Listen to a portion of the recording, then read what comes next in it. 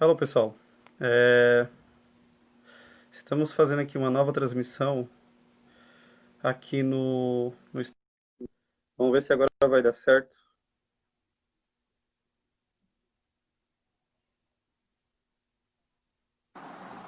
Ai, nada. Mas tá bom, vamos seguir assim. Ai, Agora vocês estão vendo, vai estar vendo só ele, né? oh meu Deus. Hoje, infelizmente, o Instagram tá péssimo, hein? É, mas não esquenta não. Vamos lá. Gente, vocês estão vendo os dois ou só ele? Só para confirmar. Deve ter mostrando só ele. Deixa eu entrar na live. É dele? É, entra lá no quarto. É, o pessoal tá falando aqui que tá vendo só estão me vendo. Pode Mas, ver. Vamos seguir assim, então, não tem problema. Mas estão ouvindo beleza. bem? Se estiver ouvindo, beleza. Então vamos lá, porque É, vai ficar salvo. Então você volta lá de novo rapidinho para poder o pessoal que assistir depois poder entender direitinho. Pode se apresentar então de novo, por favor.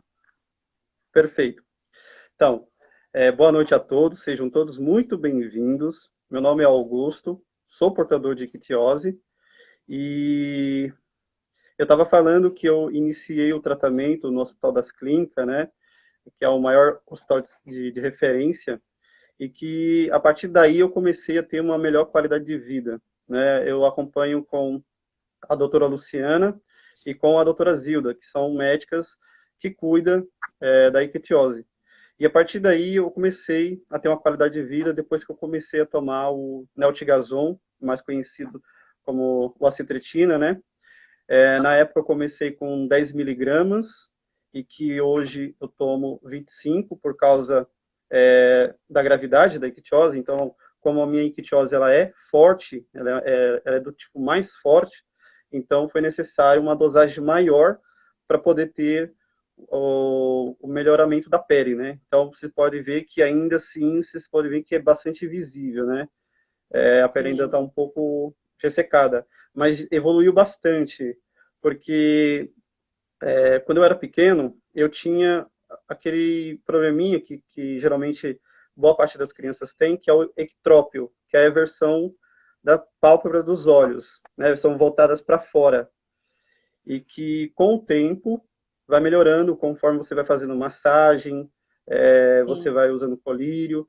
Então, alguns cuidados melhora bastante, né, o aspecto da nossa pele. Verdade.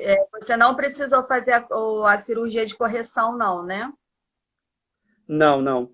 Mas eu acompanho com oftalmologista, né, na verdade eu acompanho com vários profissionais da saúde, digamos assim, um acompanhamento multiprofissional com oftalmologista, dermatologista. Eu acompanhei durante um certo período com endocrinologista para o acompanhamento do meu crescimento, que boa parte é, tem uma certa alteração com o crescimento, então demora um pouco para crescer, então precisa ter esse acompanhamento.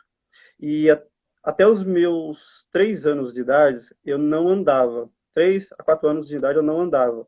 Né? E muitas pessoas achavam que eu não iria andar. Eu só comecei a andar já um pouquinho mais grande, né? Com 4, 5 anos de idade.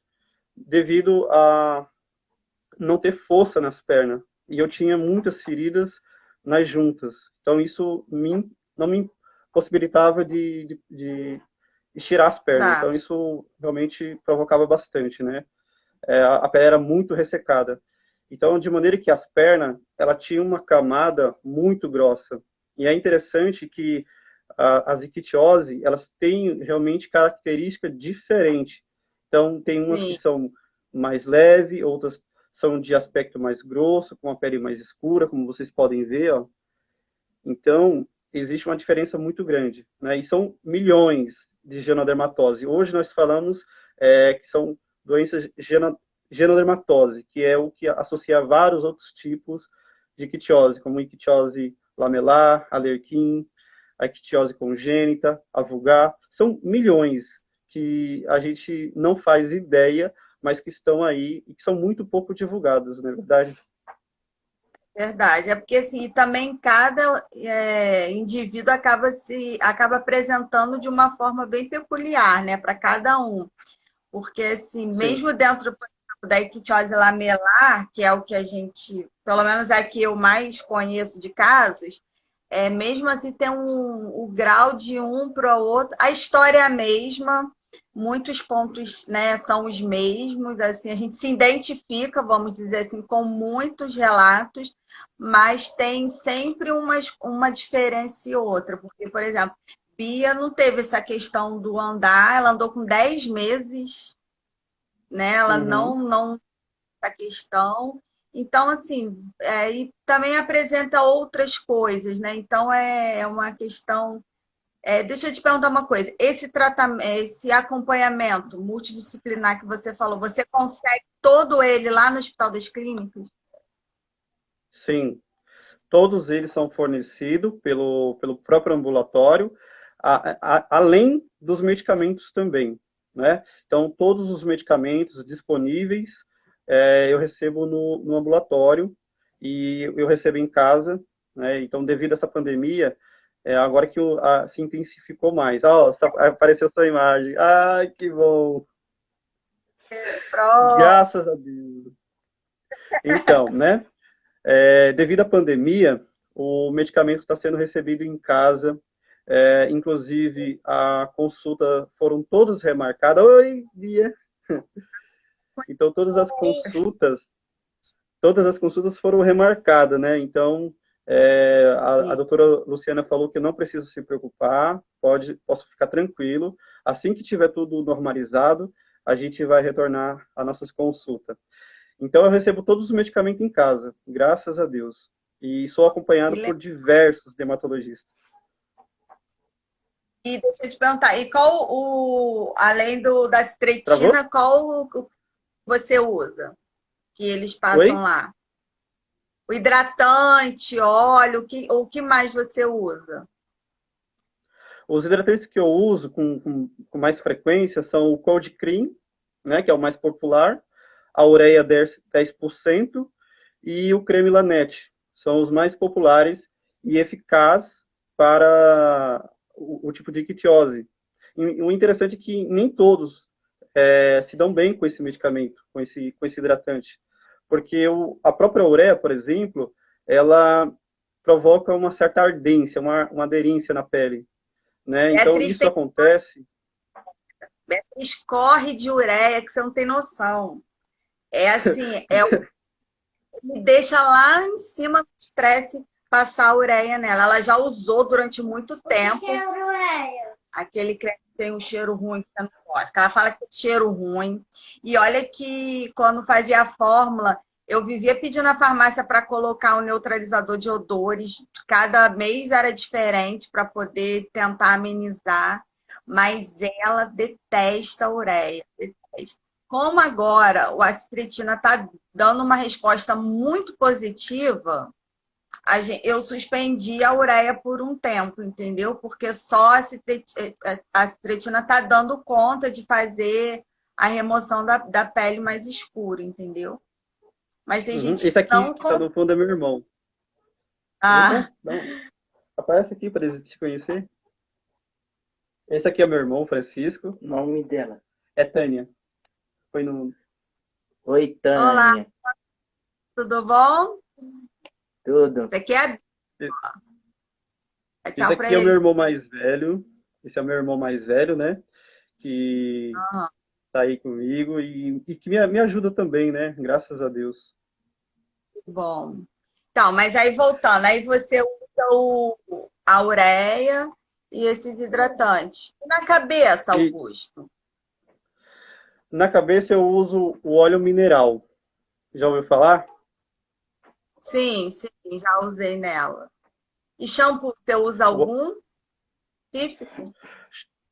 Shampoo, eu estou usando aqueles sem cheiro, porque, inclusive, é até importante eu falar, porque existe alguns sabonetes, por exemplo, esses sabonetes que a gente costuma utilizar, eles não são recomendáveis para ictiose, porque resseca mais ainda, né? Então, o uso de sabões, alguns tipos de shampoo, precisa tomar bastante cuidado, porque eles acabam provocando mais ressecamento ainda, e pode até provocar algum tipo de alergia. Então, sabonete, shampoo, eu uso especificamente aqueles voltados para a ictiose. Sim. Inclusive, eu estou com alguns que eu acabei recebendo da minha madrinha Régia, né, que é a fundadora da casa da qual nós vamos falar agora daqui a pouco. Então, existe alguns shampoos que você pode estar utilizando, né, que são próprios para a pele. Mas é um Porque sacrifício muito grande fazer a limpeza da cabeça. é uma parte bem difícil, né? Sim. Porque o gosto tudo já é complicado, né? Então, eu acho que para menino fica mais fácil, né? Do que para menina, a gente ainda tem essa questão ainda do cabelo, dificulta muito o crescimento do cabelo, né? Em alguns casos, no Dibia, principalmente, a gente está ali na luta. Eu falei que eu montei um protocolo para crescer o cabelo dela, mas está complicado.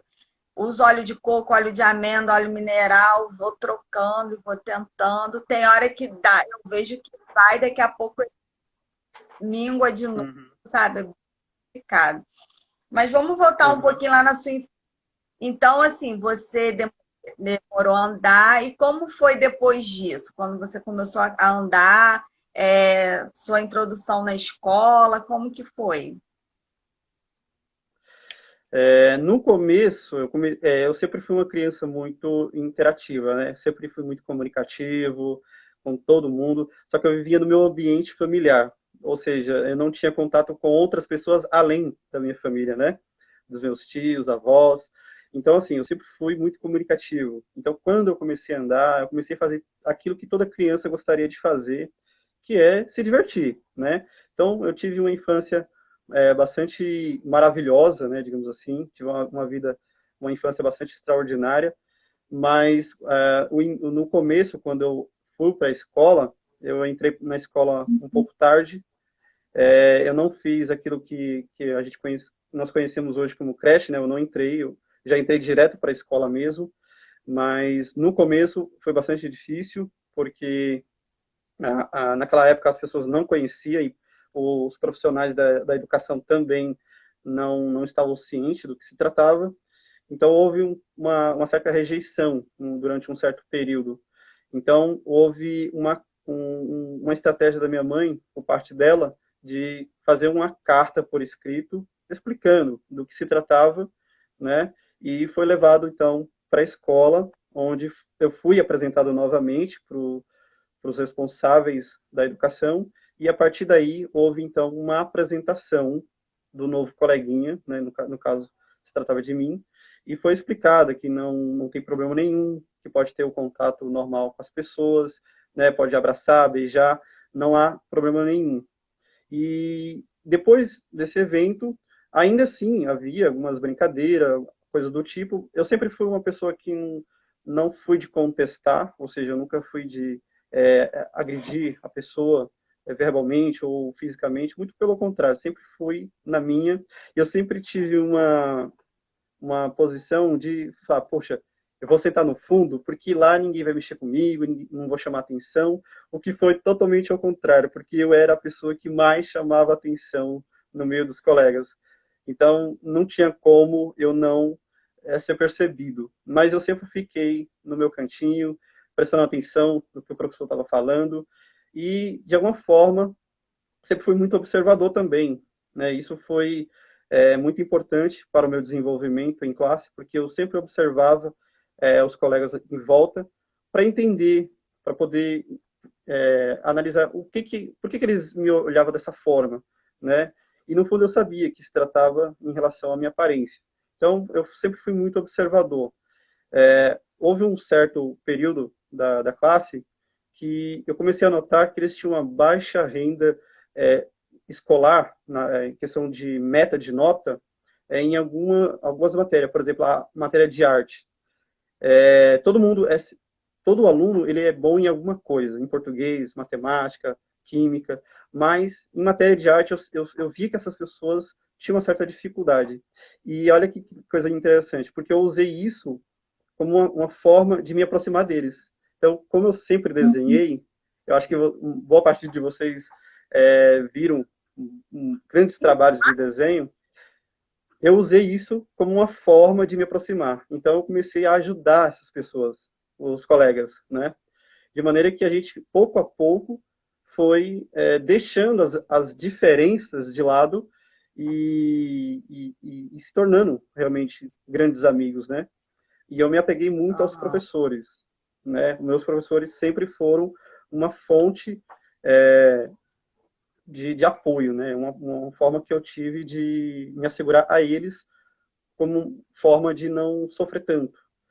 Mas isso durou pouco, né? Esse período de rejeição durou muito pouco. Graças a Deus eu consegui ter essa empatia, né? Como vocês estavam falando na live com a Isa, a questão da empatia é muito importante, né? De você ser gentil, educado, de você ter uma boa estrutura emocional, porque é fundamental. Eu acho que o nosso emocional ele é abalado porque a gente não se conhece, né, prontamente, então isso dificulta muito. Mas graças ao acolhimento dos meus pais, a aceitação, que é justamente o tema que a gente estava comentando, que a aceitação é o primeiro passo para um bom convívio em sociedade.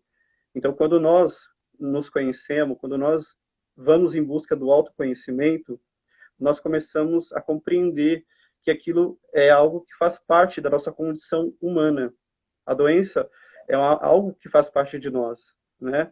E que cabe a nós melhorar isso, né? Então, a ictiose, ela não, infelizmente, ela não tem como você reverter o processo, mas você pode propor uma qualidade de vida melhor. Então, tomando os medicamentos no horário certo, não tomando banho muito demorado, porque isso resseca mais ainda a pele, a exposição ao sol, é muito importante a gente tomar muito cuidado com isso, porque a pele ela é sensível, então há uma probabilidade muito grande de ter câncer de pele, então por isso que todo cuidado é pouco, né? Então a gente precisa realmente ir em busca. E o que me levou a ir em busca disso foi justamente quando eu comecei a pesquisar sobre o que é ictiose, né? Ictiose em grego quer dizer iktios, que quer dizer peixe, né? Escama de peixe, né? Então, a partir daí, eu comecei a compreender que tinha uma analogia muito, muito grande, porque os colegas me chamavam justamente de peixe, o menino peixe. E eu falei, por que eles me chamam de peixe? Eu vou pesquisar para saber por que eles são tão agarrados nessa palavra. E tá aí... E começou a fazer isso? A querer, a procurar essas informações sozinho, a pesquisar. Com quantos anos isso se despertou em você? Isso começou quando eu tinha por volta de 11 anos de idade, porque eu comecei o tratamento no HC em 2002. Então, eu já tinha mais ou menos essa idade. Então, depois que a doutora Luciana explicou que quetiose é isso, isso e isso, eu falei, não, agora eu preciso buscar mais informações. Preciso saber com mais clareza sobre o que é. Só que eu acho que você já teve essa experiência. Quando a gente vai na internet, a primeira reação que a gente tem é de um choque, porque a gente vê casos de crianças assim em estados muito críticos, né? E isso choca a mãe que está em busca do conhecimento, né? Então, na internet tem muito conteúdo que, claro, explica, mas tem muita coisa ali que choca a mãe. Então, isso acaba até ocasionando o fator da mãe entrar em desespero, porque realmente são fotos muito fortes, né? Então, eu vi muito disso, mas eu procurei manter esse equilíbrio e focar justamente numa solução, Então foi onde eu, pesquisando na internet, eu encontrei a Comunidade Brasileira de Ictiose, que é onde a Ana faz parte, né? É uma das fundadoras da comunidade. Hoje nós estamos com mais ou menos 610 membros nessa comunidade, e foi a partir dali que eu comecei a ver pessoas comentando, orientando sobre como fazer o uso dos hidratantes, e assim eu fui conhecendo outras pessoas, né? Conheci através da comunidade a Jo, que é portadora de quitiose, hoje ela está com 48, 49 anos, e é interessante porque, diferente de mim, a gente recebeu as informações logo cedo, mas tem pessoas que levam anos para receber o diagnóstico. E às vezes o diagnóstico não é Essa preciso. Por... eu não conheço, não. Ela é daí de São Não conhece? Paulo? Acho Sim, que sim. não. Ela é de Embu-Guaçu. E quando eu a conheci, eu a conheci no HC, então a gente sempre foi atendido no mesmo ambulatório, só que ela nunca teve essa questão de conversar com outras pessoas, ela sempre foi muito fechada, né? E foi a partir do momento que a gente se conheceu que ela passou, então, a gente passou a entrar em contato, conversar mais vezes, e hoje, né, ela está conosco na Casa Santa Terezinha, e mudou bastante a vida dela, né? Graças a Deus ela tá bem melhor, mas ela levou um certo tempo para Sim. compreender e absorver todas essas informações. Porque realmente são muitas informações, né?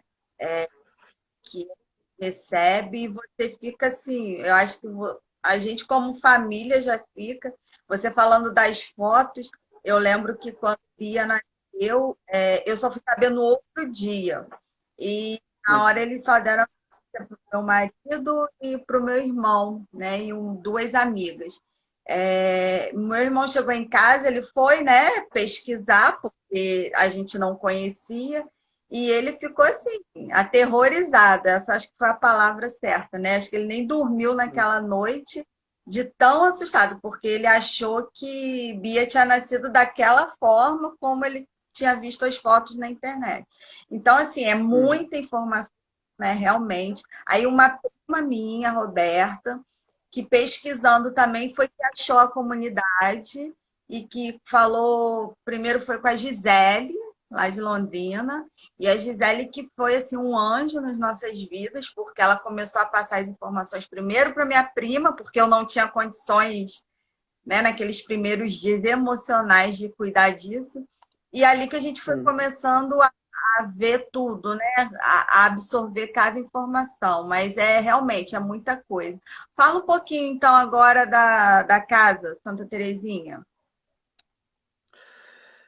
A Casa Santa Terezinha, ela já existe já há pelo menos 10 anos, né?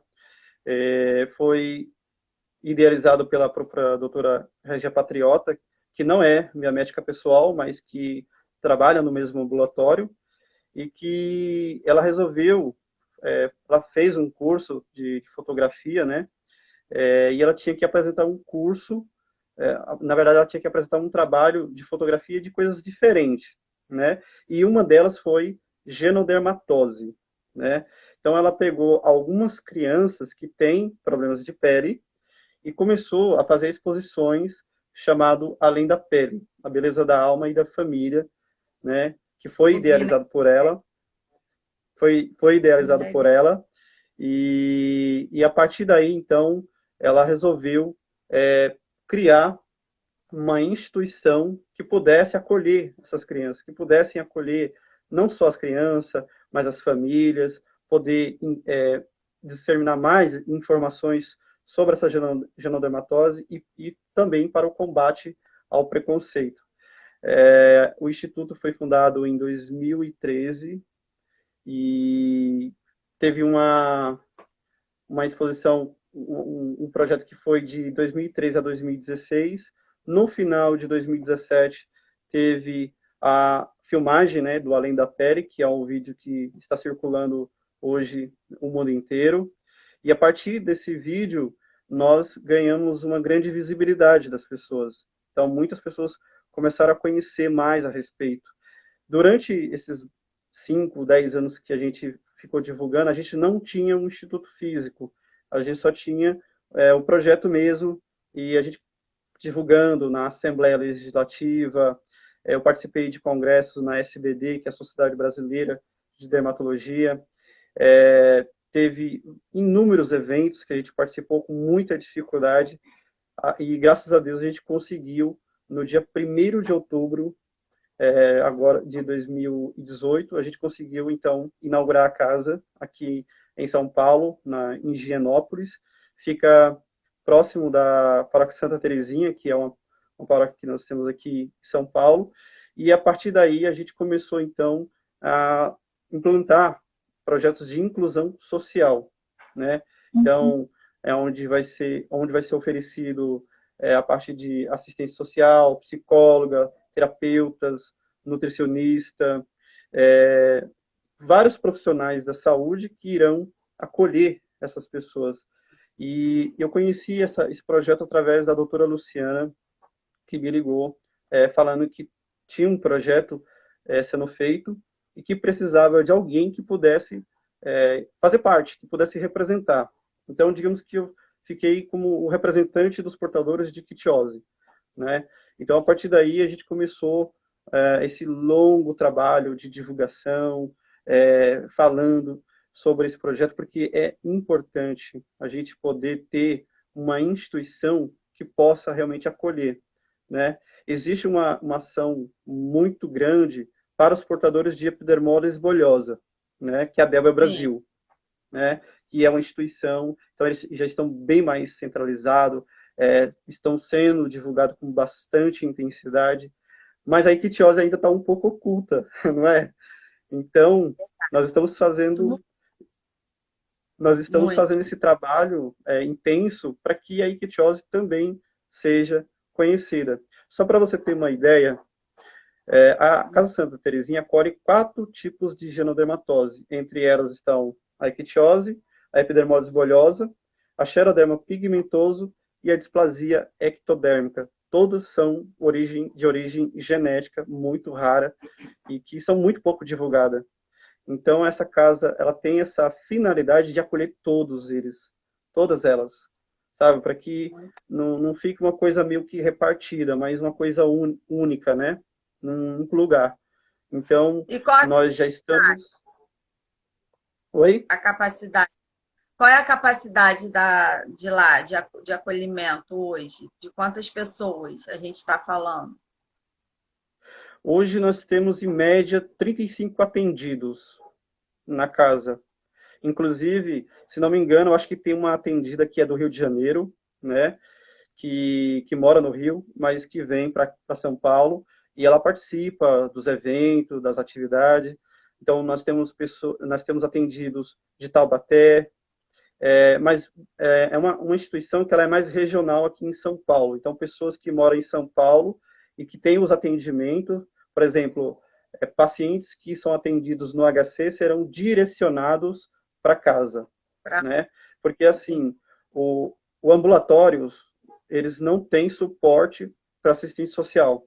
Tem, mas ainda é muito difícil você conseguir atendimento, você conseguir um acolhimento. Então, todos os atendimentos de grande porte serão direcionados para casa. Então, quem faz acompanhamento no HC, na Faculdade de São Paulo, né, na Santa Casa, todos eles serão direcionados para casa. E lá, na verdade, será feito esses acolhimentos da parte social, da parte lúdica, a parte educacional também, nós estamos realizando na casa. Então, pessoas que estão sendo alfabetizadas, né? Então, temos crianças que já estão começando a ler e a escrever também.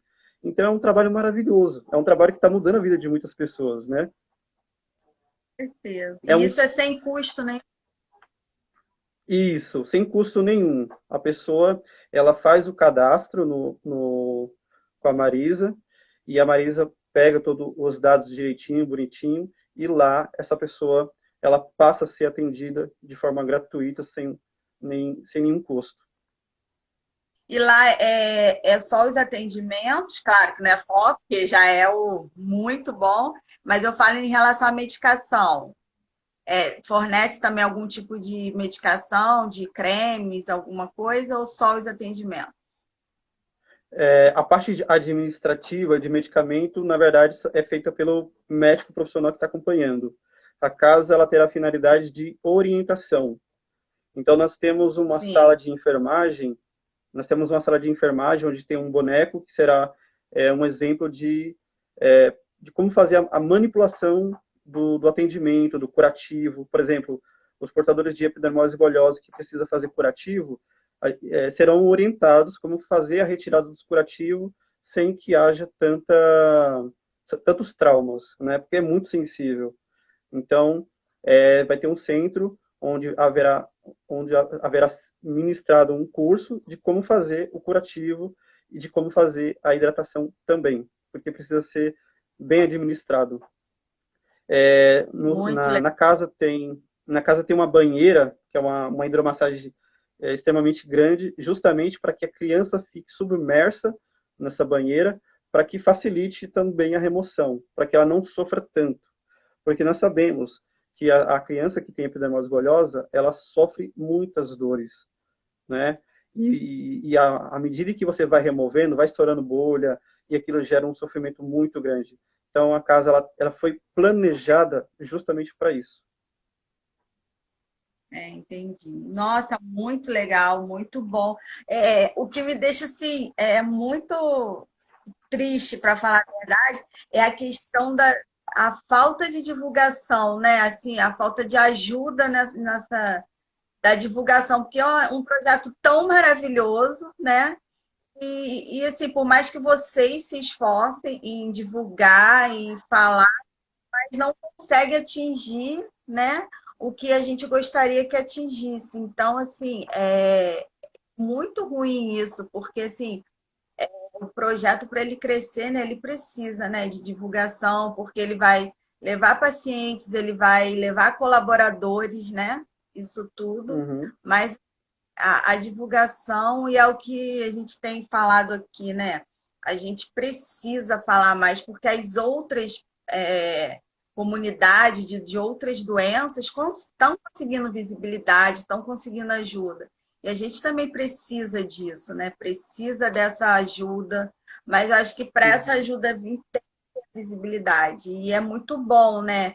Ter pessoas assim uhum. como você, tão novo, que se expõe, né? Porque assim, eu sei que não é fácil, né? A gente conhece casos de que nem todos os pacientes querem se expor, mas é preciso. Sim. E nós tivemos realmente um período bastante difícil de divulgação, até quando a gente conseguiu o nosso maior benfeitor, que é o Nizam Guanais. O Nizam Guanais, ele é um dos maiores publicitários, né? E ele é um dos colaboradores, então ele contribui financeiramente, ele mantém os custos altos da casa, que não é tão barato assim, é muito alto. Então, o Nizam, ele é um dos colaboradores que está nos ajudando, né, financeiramente. Então, ele tem feito muita divulgação no Instagram dele, que é o Sunday Night Live, que é uma transmissão ao vivo que ele faz todos os domingos, e toda a verba que é arrecadada nas transmissões, porque são patrocinados, esse investimento ele é todo voltado para a Casa Santa Terezinha, né? Então, a gente tem muitos colaboradores, inclusive as pessoas, os enfermeiros que atendem na Casa Santa Terezinha são todos voluntários, né? Então, temos lá psicólogo, terapeutas, nós temos lá professores que irão dar aula de português, nós estamos tendo aula de inglês também, que a gente vai fazer um intercâmbio com outras pessoas de outros países, né? Ainda não estou falando, mas se Deus quiser, irei falar. Então, assim, agora, respondendo aquela pergunta da Isa, né, sobre essa questão da grande mídia, de não estar vendo essa divulgação, graças a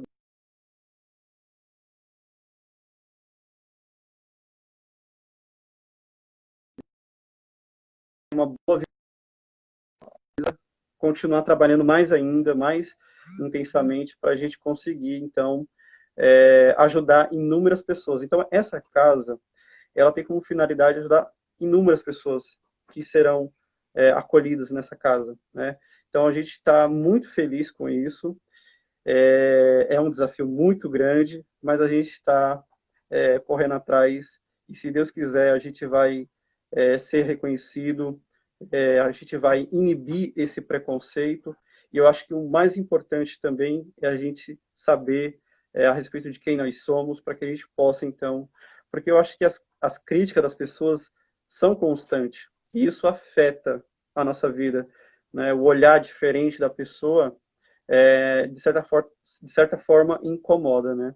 Mas a gente vai conseguir trilhar esse caminho com fé em Deus. E hoje, o que Augusto faz hoje? Como que é a sua vida, sua rotina, seus Então, projetos? A minha vida foi bem mais rotineira do que agora, porque agora, devido à pandemia, a gente teve que parar tudo, né? Mas antes eu fazia muitas palestras, né? Eu ministrei palestra para a Faculdade das Américas, que é uma faculdade de medicina, e depois tive outras oportunidades de participar de outros eventos, como a SBD, por exemplo. Inclusive, antes de entrar para a Casa Santa Terezinha, eu estive na Dermacamp, fiquei lá durante 5 meses, não sei se você conhece, estive na Dermacamp durante 5 meses, e depois eu migrei para a Casa Santa Terezinha. Então, assim, a minha rotina é sempre diária, assim, de poder falar mais a respeito, faço cursos também, né? Agora que eu estou fazendo mais curso ainda na Casa Santa Terezinha, como desenho, que é uma coisa que eu gosto muito. Estou fazendo um curso de ilustrador, né? Então eu uso dessa habilidade como hobby na minha vida. Eu sou formado como palestrante, como vocês podem ver, eu falo muito. Então tive uma formação como palestrante em questão de oratória. Passei também a fazer um curso de psicologia, que eu acho que é extremamente importante entender a mecânica do sofrimento, né? E de forma que eu possa ajudar mais concretamente as pessoas. Então, fiz vários cursos durante a minha vida, né? Sou formado em manutenção de computadores, então arrumo computadores. Muitas conquistas eu realizei durante essa vida. E hoje eu tenho como objetivo final que é fazer o curso de psicologia avançado, né, um curso mais extenso, e filosofia, porque eu gosto muito de filosofia, né? É um dos maiores sonhos que eu tenho, que é justamente fazer filosofia. Então, eu gostaria de um dia poder debatermos esse assunto de forma mais filosófica, né, sobre essas questões sociais, que eu acho que é muito, muito importante. E como você vê o mercado de trabalho para portadores com ictiose? É um desafio. Eu digo que em tudo, na verdade, né? Afeta a questão de relacionamento, que foi uma coisa que foi dita até na live anterior, questão de relacionamento, questão de trabalho, porque não tem como as pessoas realmente elas veem a aparência. Então, é um desafio porque se a gente não tem uma estrutura emocional equilibrada, se a gente não se conhece o suficiente, a gente não consegue realizar as atividades que nós normalmente somos convidados a viver. Então, eu nunca trabalhei registrado, né? Até porque eu tenho um benefício e não posso trabalhar registrado, mas o mercado de trabalho hoje, eles são obrigados a aceitar pessoas que têm algum tipo de deficiência, tá? Isso é um fato. Mas o problema é quando a pessoa não tem um conhecimento e não está preparado emocionalmente para isso, né? Mas eu procuro sempre dizer o seguinte, que a gente precisa realmente ir em busca daquilo que a gente deseja, independente dos olhares diferentes, porque eu acho que o que mais importa é você desempenhar um papel que você sabe, que você entende de melhor. Então, veja que eu fiz curso para palestrante com grandes pessoas, com grandes empresários.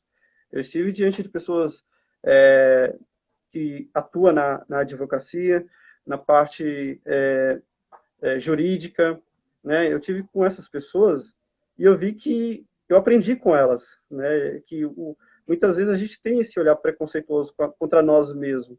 Eu tive durante um período um olhar preconceituoso comigo. Por quê?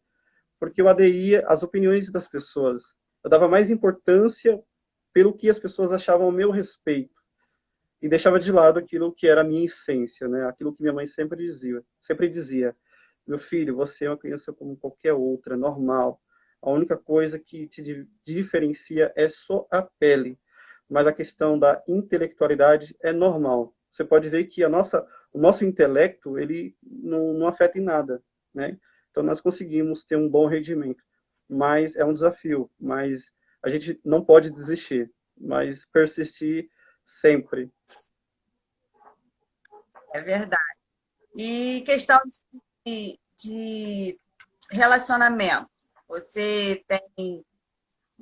É o que você falou desde o início, né? A aceitação. Então começa, né, pelo portador, pela família, para depois a gente querer que os demais, os de fora, que não conhecem, que não vivem aquele mundo que a nossa realidade, aceite também. Então, assim, é extremamente importante, né? A gente aceitar, a gente se amar, como qualquer outra pessoa, né? Eu acho que o ditado de amor próprio é fundamental para qualquer outra pessoa, mas com uma pessoa que tem algum tipo de deficiência, isso fica mais forte, né? Então, assim, questão de relacionamento. É porque são as dúvidas das pessoas. As É a pessoas coisa têm que as pessoas é a coisa que as pessoas mais perguntam. Teve um rapaz que me escreveu há algum tempo atrás perguntando: Augusto, mas como que é o relacionamento? Como é que eu vou fazer? Porque eu gosto de uma menina, mas eu não sei o que dizer para ela ou fazer com que ela entenda o que eu tenho. E eu procuro dizer o seguinte, que você tem que ser quem você é. Porque eu acho, assim, que você tem que mostrar realmente a pessoa que você é, o valor que você tem, que é mais do que tudo isso. Então, eu não tive dificuldade com relacionamento, não tive dificuldade em conversar com alguém, né, com a menina, por exemplo. A menina, na verdade, ela despertou interesse em mim. Na verdade, eu nunca tive esse interesse em namorar. Eu vou ser bem sincero. Sempre fui um rapaz, assim, que gostava de fazer curso, não estava interessado com esse negócio de relacionamento. O relacionamento, ele só entrou na minha vida devido a pessoa ter se interessado por mim. Então, a pessoa mandou mensagem para mim, aí eu fiquei com o pé atrás, mas depois eu fui conversando, a gente foi se conhecendo, e a gente namorou durante 1 ano e meio, né? A gente namorou durante 1 ano e meio, ela teve as experiências de passar o hidratante em mim, né? Então, ela teve a experiência de tocar, saber como que é a pele, então ela teve muitos aprendizados. E isso foi muito bonito, assim, da parte dela, né? Porque é muito raro você conhecer alguém que realmente se doe para você ali, sabe? Você viva intensamente, né?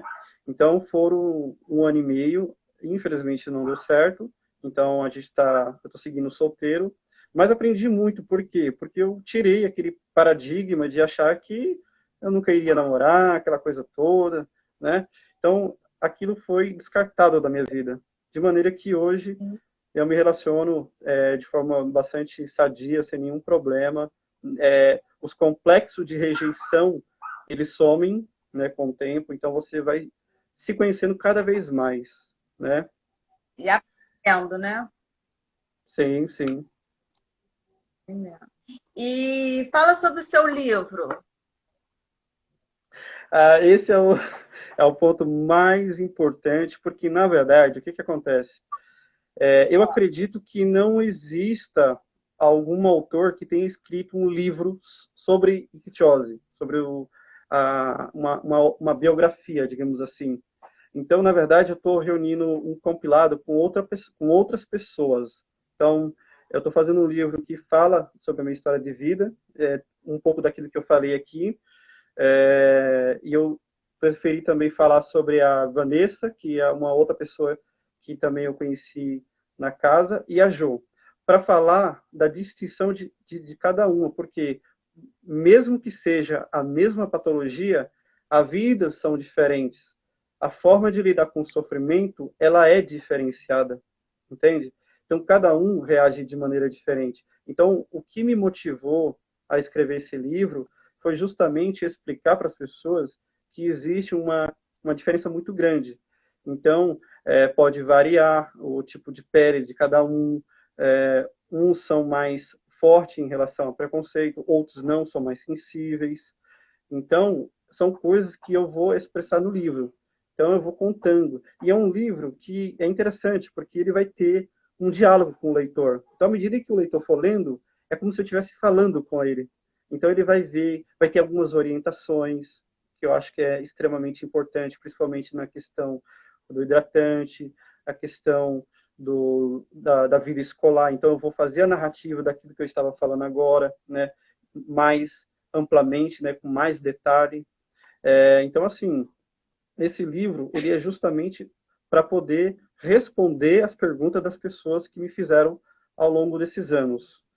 O que não é fácil, porque à medida que eu começo a sentar aqui para escrever, vem aquele desânimo.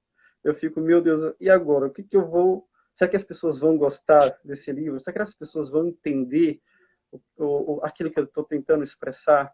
Então, é um desafio muito grande, né? Então, ainda estou formulando, né, o contexto, porque eu preciso pegar narrativas de coisas que aconteceram, né?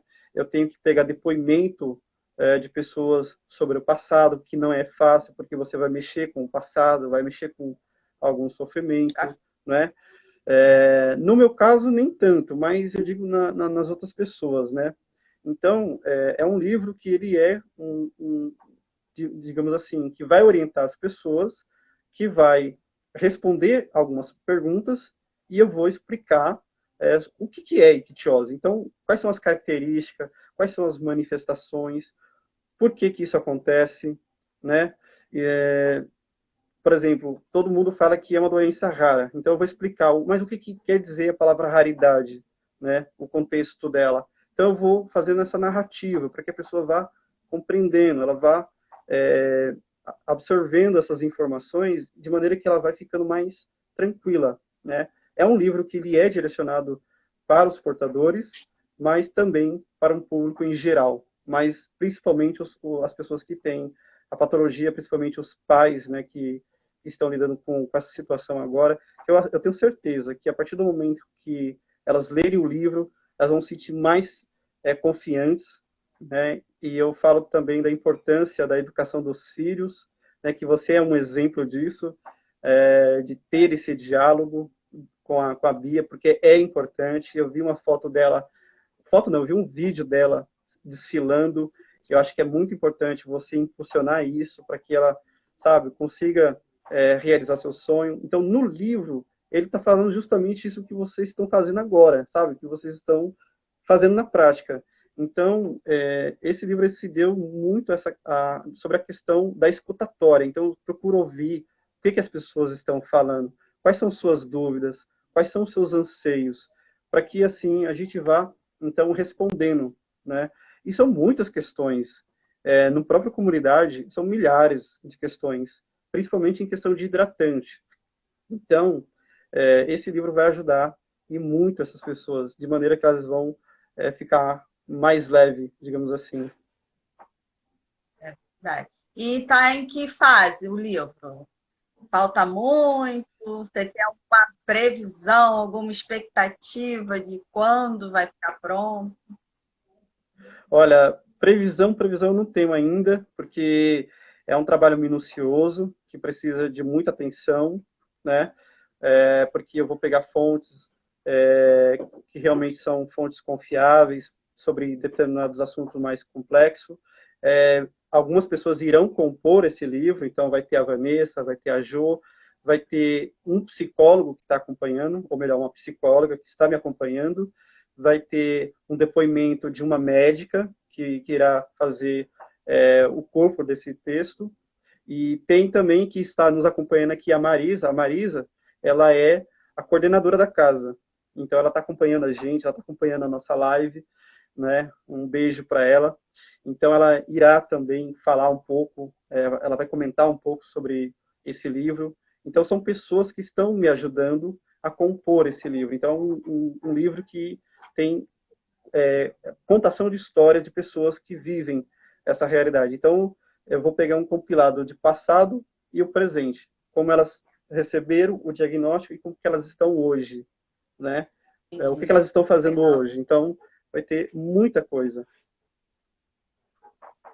Eu tô meio perdida com o tempo. Você viu aí, marcou aí quanto tempo? 50 minutos. Gente, se alguém tiver perguntas para fazer para o Augusto, mandem aí que está na hora. Que daqui a pouco, né, passa tão rápido, né? Porque assim, é tanta coisa para a gente falar, com tantas. Já tem gente que dizendo que. Ah, eu tenho uma amiga que está aqui, o nome dela é Luísa. Pensa numa pessoa que ama ler livros. A vida dela é ler.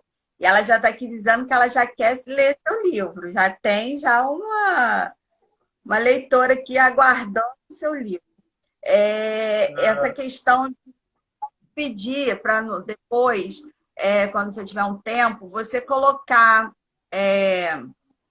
fazer uma postagem para a gente divulgar sobre a questão das redes sociais, suas redes sociais, da Santa Casa Terezinha, tudo colocar, todos os tratamentos, os links, né, para as pessoas poderem acessar, procurar em casa, se informar com mais calma e prestigiar, né, porque é um trabalho tão lindo, e também depois ficar em contato com você, para depois você vai, lógico, divulgar nas suas redes sobre o seu livro.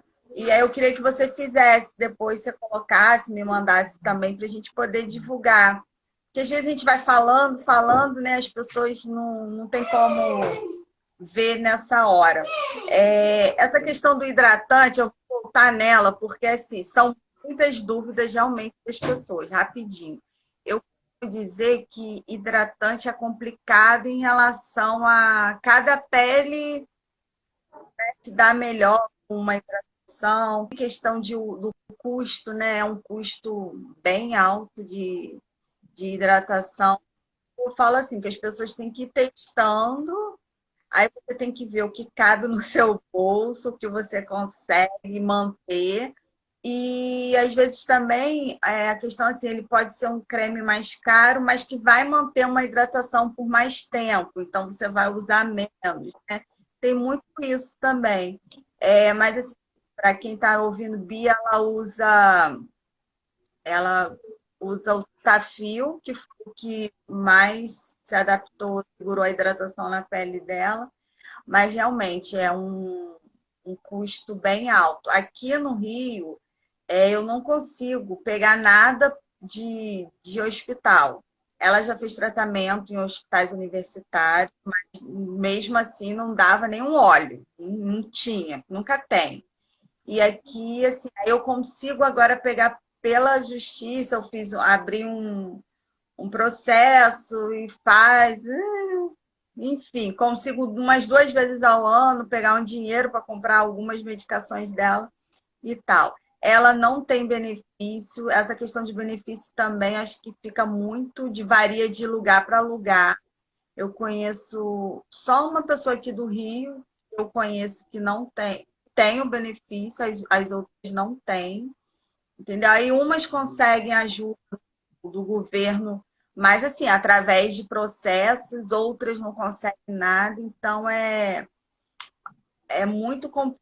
Aqui varia muito de região. Vocês aí em São Paulo ainda estão, vou te dizer, privilegiados de conseguir ter um tratamento multidisciplinar num lugar só. Aqui no Rio a gente não tem isso. Entendeu? Eu fico igual a maluca. Dermato num lugar, oftalmo em outro, otorrino em outro. Pago o plano de saúde para poder manter alguns, e é bem difícil.